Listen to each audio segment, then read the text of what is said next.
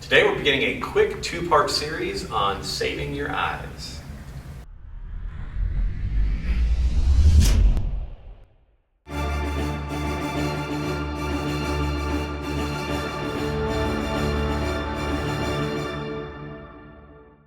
If you are unaware, March is called Save Your Vision Month in the United States. And at Z-Health, we've been talking about vision training for a decade and a half.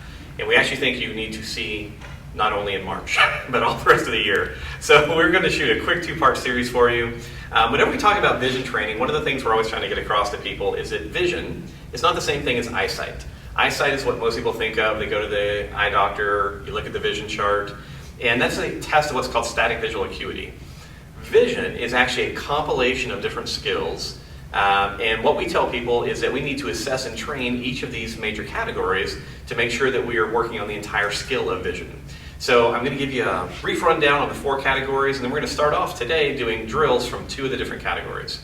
So the four different things we talk about when it comes to vision, number one is eye movements. So can you move your eyes with a great degree of accuracy? The control of your eyes should be hyper-precise because of the way it's wired. So if you have issues with moving your eyes in a certain quadrants or certain areas, that's something that you want to work on.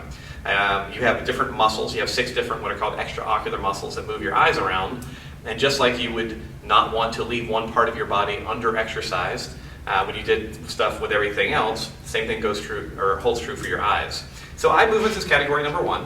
Category number two is depth perception, or depth judgment as we call it, and that's basically your ability to know where things are in space. Really important in like driving, playing sports. The next category you talk about is visual resolution. Visual resolution is your ability to see things clearly. And honestly, that's where most stuff starts. How well can I look at this stuff up close, things in the difference, how clearly can I see? And then finally, we have what's called peripheral awareness, and that's your ability to see everything that you're not looking at. So when we talk about vision and Save Your Vision Month, whenever I hear that, I think, am I working on my peripheral vision? Am I working on my depth judgment? Am I working on my visual resolution? Am I working on my eye movements?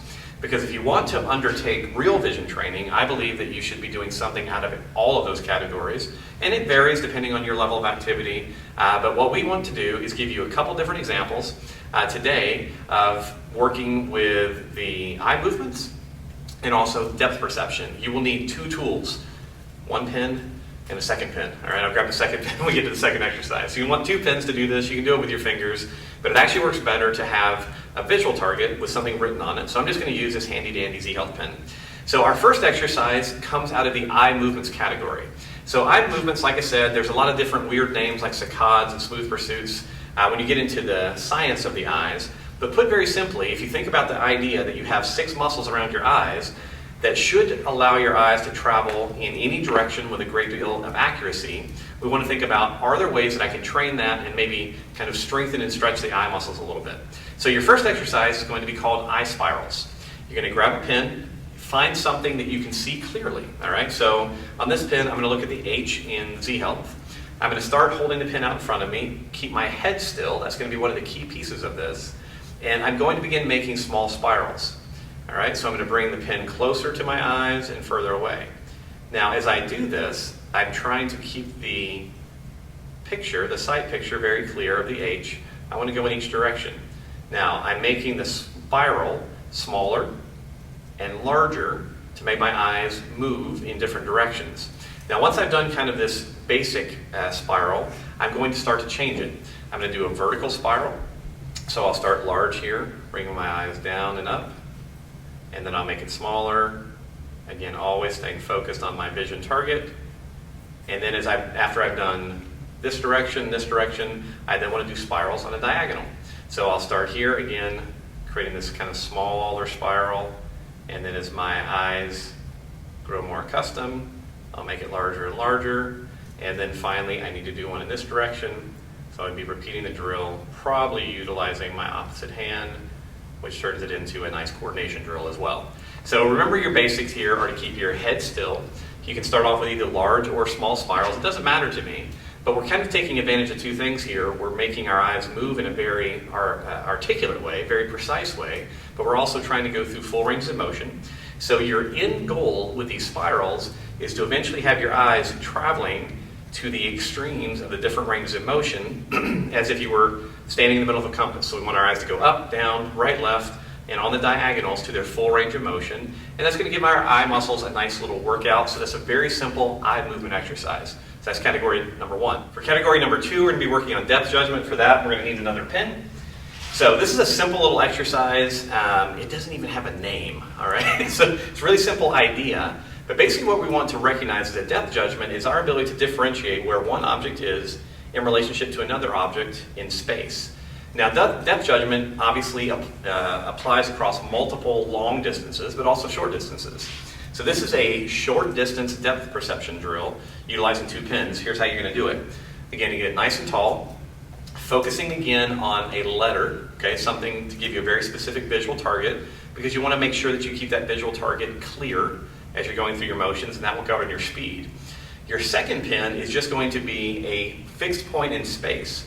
So what we're going to be doing is combining our eye spiral, or the first spiral, with now we're adding a depth judgment that we have to make. So I'm going to begin with this pin quite close, focus on the H on this pin, and begin a small spiral around the pin in front of me. I'll make it larger, again focusing on the letter on this pin, and then I'm going to change the position. And so as I do this, I actually start to give myself some training in knowing where things are in space and moving around them. Now I recommend that you then switch hands and repeat the same thing, because in this particular drill, we're not just trusting our eyes, we're also utilizing some information coming from our proprioceptive system and other systems. But ultimately, this is a really cool drill, because if you focus on, again, the visual target on your first pin and move your other pin and require yourself to go around it, it's going to train that depth perception portion of your visual system. Again, at these short distances, but I find it to be really, really useful. So if people have difficulty with reading, meaning they're always kind of moving the book back and forth because they're having a difficult time with resolution, sometimes this depth perception drill actually can make a big difference and help stabilize your visual work. Now, very, very simple, very easy to remember in terms of how long and how much to do.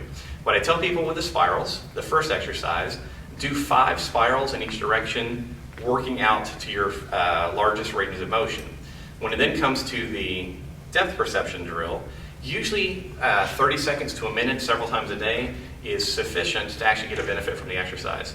So those are our first 2. Remember our 4 categories of vision: visual resolution, eye movements, depth perception, and peripheral awareness. We've given you exercises from the first 2, eye movements and depth perception. In our next video, we will cover exercises for peripheral vision or peripheral awareness, as well as visual resolution. Hope this is helpful for you, and remember, March is Save Your Vision Month, but really every month is. So good luck with these. If you have any questions, let us know.